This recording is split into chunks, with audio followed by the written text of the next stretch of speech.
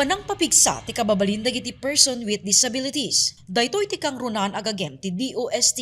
Iti panakapataod ti limangal daw at training iti basic handloom weaving for PWDs and teachers ti Abra Sped Center iti Bangged West Central School. So this is one of the assistants na nga kayat mi nga ito dagiti PWDs tayo, dagiti special children nga mabalin nga maging therapeutic kinyada and at the same time in the future maging livelihood. 15 ngubing ang maibilang a PWDs ken SPED teachers ti personal nga insuro dagiti partner agencies ti DOST.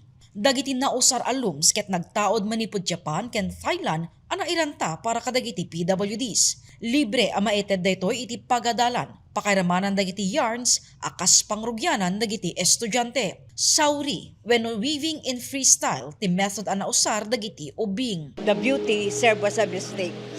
Yung mali nila na paghahabi na hindi na isusuksok, na mimis, o kaya yung pagpili nila ng sinulid ay naiiba na hindi tutugma dun sa na-setup namin, it turns out to be an abstract painting.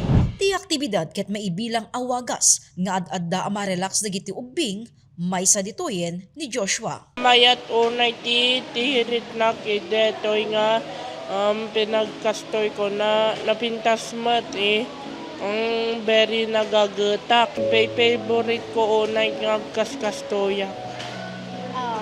Pag-ipanam to G marami mo.